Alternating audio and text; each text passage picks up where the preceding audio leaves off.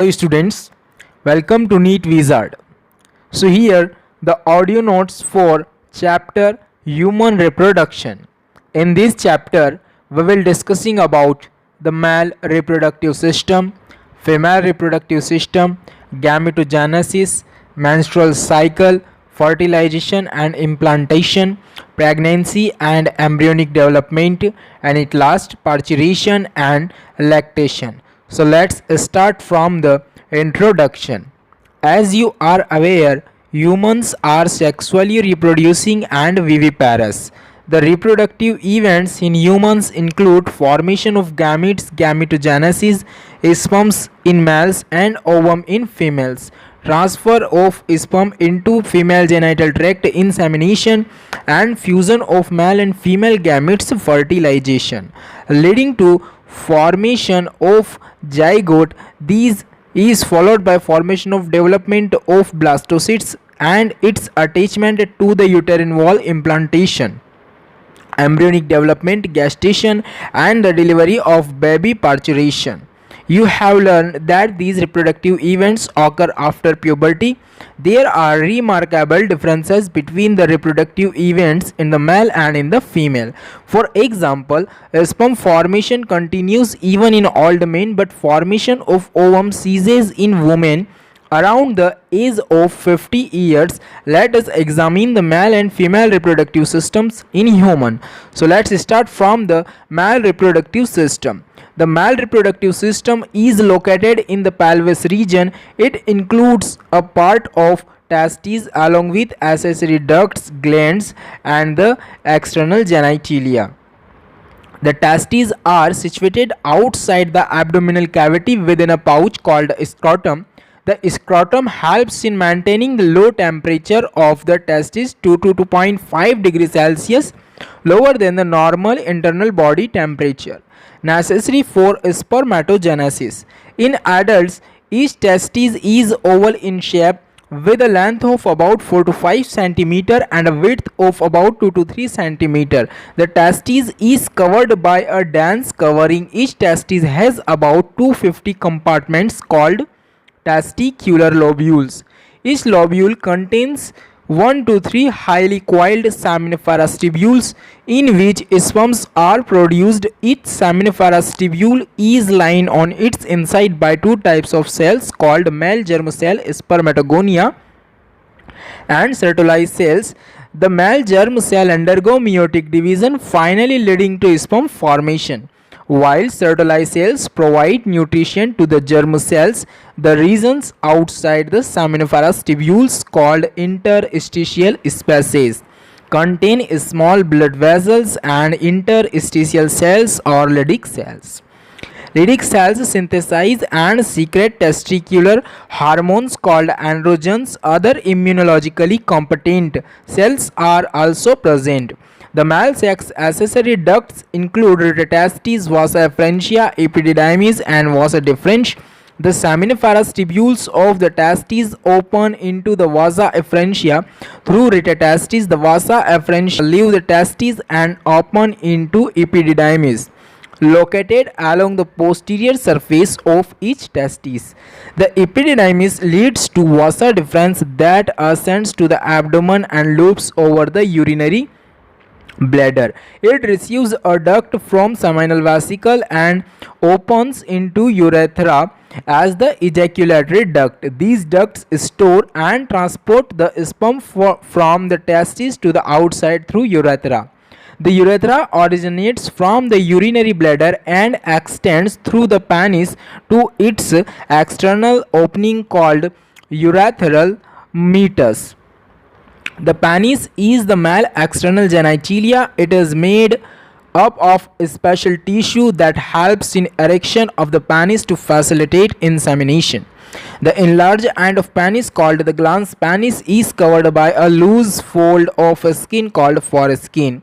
The male accessory glands include paired seminal vesicle, a prostate, and paired bulbourethral glands. Secretions of these glands constitute the seminal plasma, which is rich in fructose, calcium and certain enzymes. The secretions of bulbourethral glands also helps in the lubrication of the penis. The female reproductive system. The female reproductive system consists of a pair of ovaries along with a pair of oviducts, uterus, cervix, vagina, and the external genitalia located in pelvic region.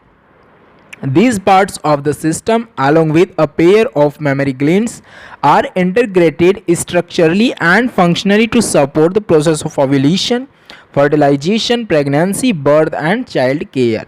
Ovaries are the primary female sex organs that produce the female gamete, ovum, and several steroid hormones, ovarian hormones.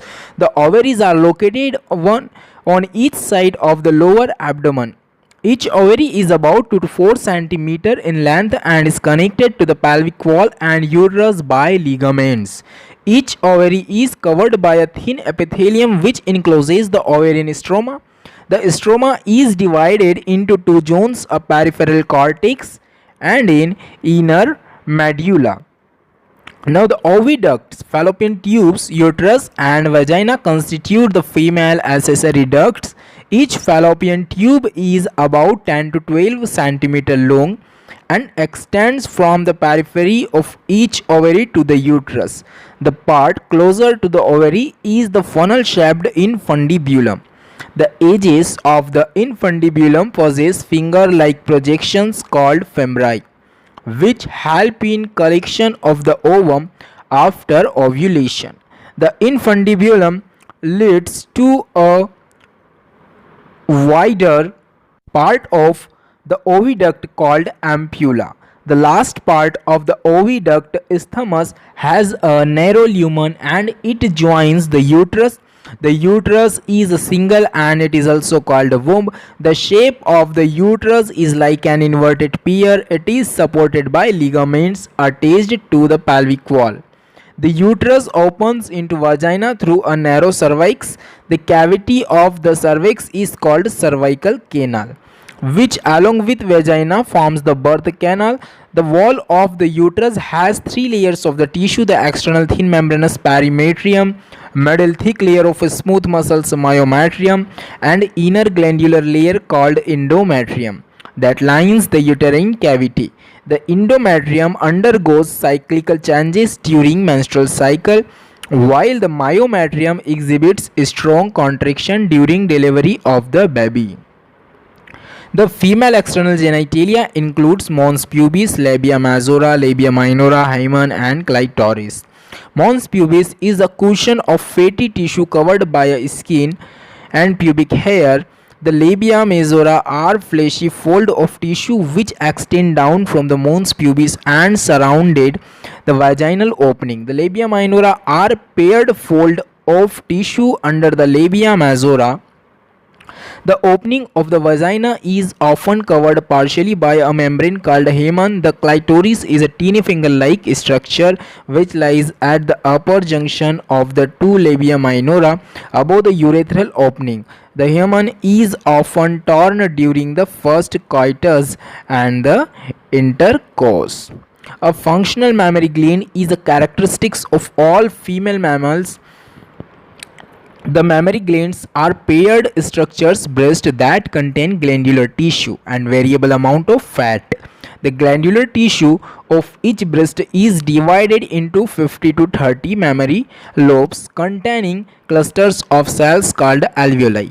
The cells of alveoli secrete milk which is stored in the cavities lumens of alveoli. The alveoli open into mammary tubules. The tubules of each lobe join to form a mammary duct. Several mammary ducts join to form a wider mammary ampulla which is connected to lactiferous duct through which milk is sucked out. Now, gametogenesis. The primary sex organ, the testes in the males and the ovaries in the females, produce gametes, for example sperms and ovum respectively, by the process called gametogenesis. In testes, the immature male germ cell spermatogonia produce sperm by spermatogenesis that begins at the puberty. The spermatogonia present on the inside wall of seminiferous tubules multiply by mitotic division and increase in numbers. Each spermatogonium is diploid and contains 46 chromosomes. Some of the spermatogonia called primary spermatocytes periodically undergo meiosis. A primary spermatocyte completes the first meiotic division, reduction division, leading to the formation of two equal haploid cells called secondary spermatocytes, which have only 23 chromosomes each. The secondary spermatocytes undergo the second meiotic division to produce four equal haploid spermatids. The spermatids are transformed into spermatozoa sperms by the process called spermiogenesis. After spermiogenesis, sperm heads become embedded in the Sertoli cells and are finally released from the seminiferous tubules by the process called spermiation. Spermatogenesis starts at the age of puberty due to significant increase in the secretion of gonadotropin releasing hormone. This, if you recall, is a hypothalamic hormone. The increased level of gonadotropin release hormone then acts at the interior pituitary glands and stimulates secretion of two gonadotropins, luteinizing hormone LH and follicle stimulating hormones FSH. LH acts at the Leydig cells and stimulates synthesis and secretion of androgens. Androgen in turn stimulate the process of spermatogenesis. FSH acts on the Sertoli cells and stimulates secretion of some factors which help in the process of spermiogenesis. Let us examine the structure of a sperm. It is a microscopic structure composed of a head, neck, a middle piece and a tail. A plasma membrane envelops the whole body of the sperm. The sperm head contains the elongated haploid nucleus, the interior portion of which is covered by a cap-like structure, acrosome. The acrosome is filled with enzymes that help fertilization of the ovum. The middle piece possesses numerous mitochondria which produce energy for the movement of tail that facilitate sperm motility, essential for fertilization. The human male ejaculates about 200 to 300 million sperms during a coitus, of which 4 normal fertility. At least 60% sperms must have normal shape and size, and for at least 40% of them must show vigorous motility. Sperms released from the seminiferous tubules are transported by the accessory ducts. Secretions of epididymis, vas deferens, seminal vesicle and prostate are essential for maturation and motility of sperms. The seminal plasma along with the sperms constitute the semen. The function of male sex accessory ducts and glands are maintained by the testicular hormones androgens. The process of formation of a mature female gamete is called oogenesis, which is markedly different from spermatogenesis. Oogenesis is initiated during the embryonic development stage. When a couple of million gametes, mother cells, oogonia, are formed within each fetal ovary. No more oogonia are formed and added after birth. These cells start division and enter into prophase first of the meiotic division and get temporarily arrested at the stage called primary oocyte. Each primary oocyte then gets surrounded by the layer of granular cells and then called the primary follicle. A large number of these follicles degenerate during the phase from birth to puberty. Therefore, at puberty only 60 to 80,000 primary follicles are left in each ovary. The primary follicles get surrounded by more layers of the granular cells and a new theca and called secondary follicles. The secondary follicle soon transforms into a tertiary follicle which is characterized by a fluid-filled cavity called antrum. The theca layer is organized into an inner theca interna and an outer theca externa. It is important to draw your attention that it is at these stages that the primary oocyte within the tertiary follicle grows in size and completes its first meiotic division. It is an unequal division resulting in the formation of a large haploid secondary oocyte and a teeny first polar body. The secondary oocyte retains bulk of the nutrient-rich cytoplasm of the primary oocyte. At present, we are not very certain about this. The tertiary follicle further changes into mature follicle or Graafian follicle. The secondary oocyte forms a new membrane called zona pellucida surrounding it. The Graafian follicle now ruptures to release the secondary oocytes ovum from the ovary by the process called ovulation. Now, menstrual cycle. The reproductive cycle in the female primates, monkeys, apes, and human beings is called menstrual cycle. The first menstruation begins at puberty and is called menarche. In human females, menstruation is repeated at an average interval of about 28 to 29 days, and the cycle of events is starting from one menstruation till the next one is called the menstrual cycle. One ovum is released ovulation during the middle of each menstrual cycle. The major events of the menstrual cycle are shown, you see, and the cycle starts with the menstrual phase when results due to breakdown of endometrial lining of the uterus and its blood vessels, which forms liquid that comes out through vagina. Menstruation only occurs if the released ovum is not fertilized. Lack of menstruation may be indicative of pregnancy. However, it may also be caused due to some other underlying causes like stress, poor health, etc. The menstrual phase is followed by the follicular phase. During this phase, the primary follicles in the ovary grow to become a fully mature Graafian follicle, and simultaneously the endometrium of uterus regenerates through proliferation. These changes in the ovary and the uterus are induced by changes in the level of pituitary and ovarian hormones. The secretion of gonadotrophins LH and FSH increases gradually during the follicular phase and stimulates follicular development as well as secretion of estrogens by the growing follicles. Both LH and FSH attain a peak level in the middle of cycle about 14th day. Rapid secretion of LH leading to its maximum level during the mid-cycle called LH surge induces rupture of Graafian follicle and thereby the release of ovum ovulation. The ovulatory phase is followed by the luteal phase, during which the remaining part of the Graafian follicle transforms as the corpus luteum.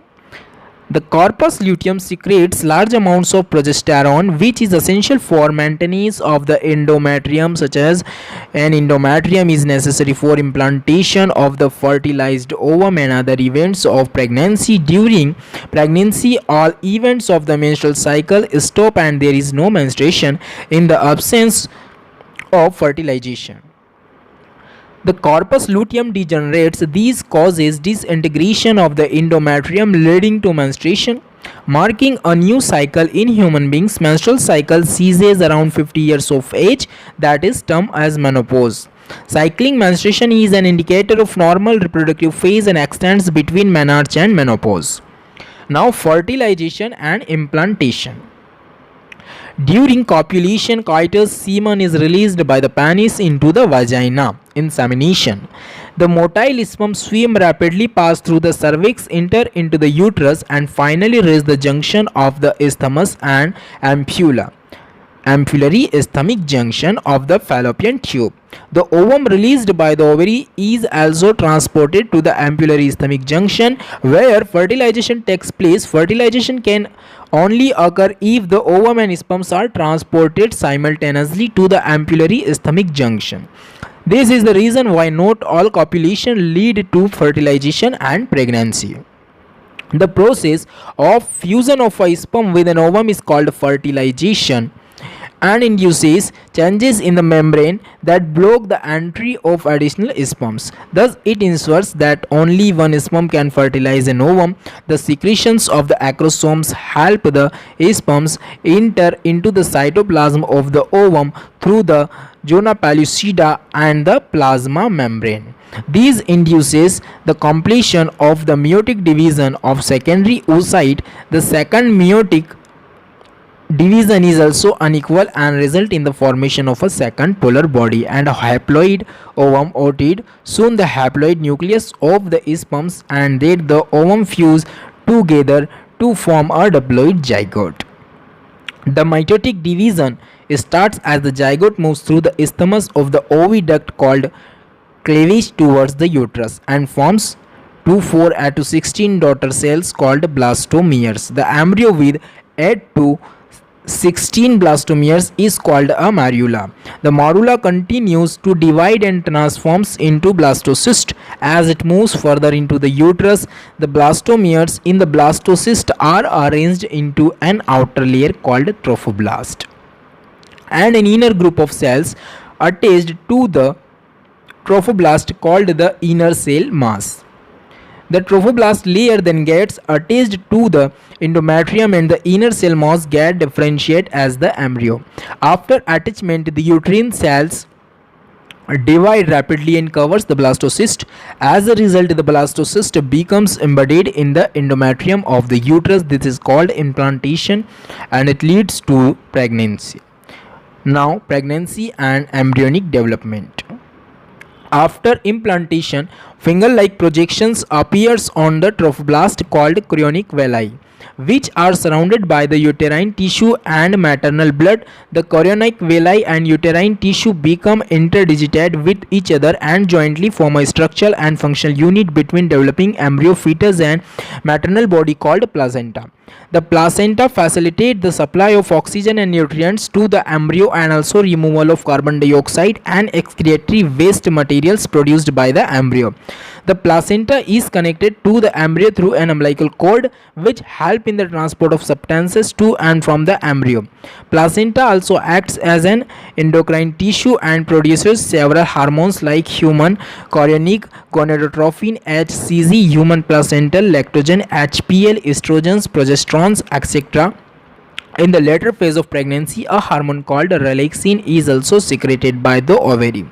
Let us remember that HCG, HPL and relaxin are produced in women only during pregnancy.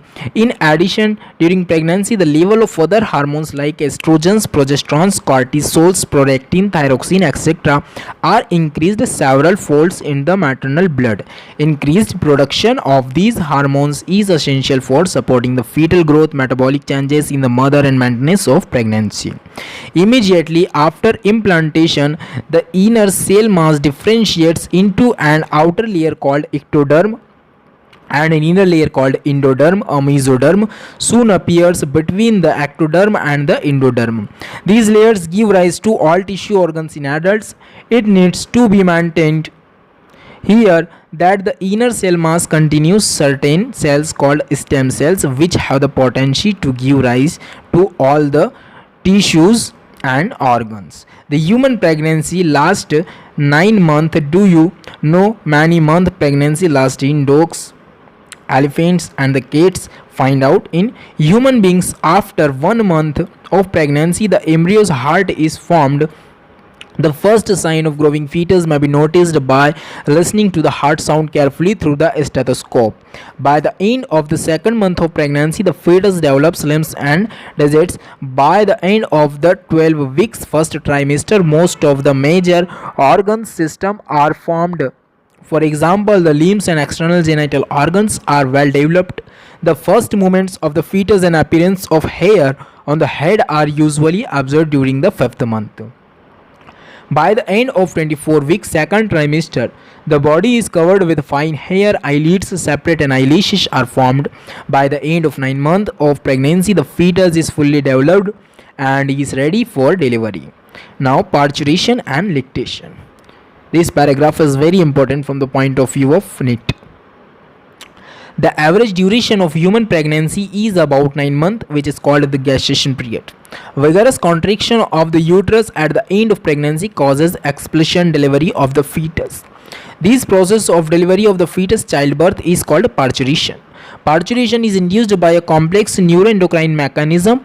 The signals for parturition originates from the fully developed fetus and the placenta, which induce mild uterine contractions called fetal ejection reflex. This triggers release of oxytocin from the maternal pituitary. Oxytocin acts on the uterine muscles and causes a stronger uterine contraction, which in turn stimulates further secretion of oxytocin. The stimulatory reflex between the uterine contraction and oxytocin secretion continues, resulting in stronger and stronger contractions. This leads to expulsion of the baby out of the uterus through the birth canal. Parturition. Soon after the infant is delivered, the placenta is also expelled out of the uterus. The mammary glands of the female undergo differentiation during pregnancy and starts producing milk towards the end of pregnancy by the process called lactation.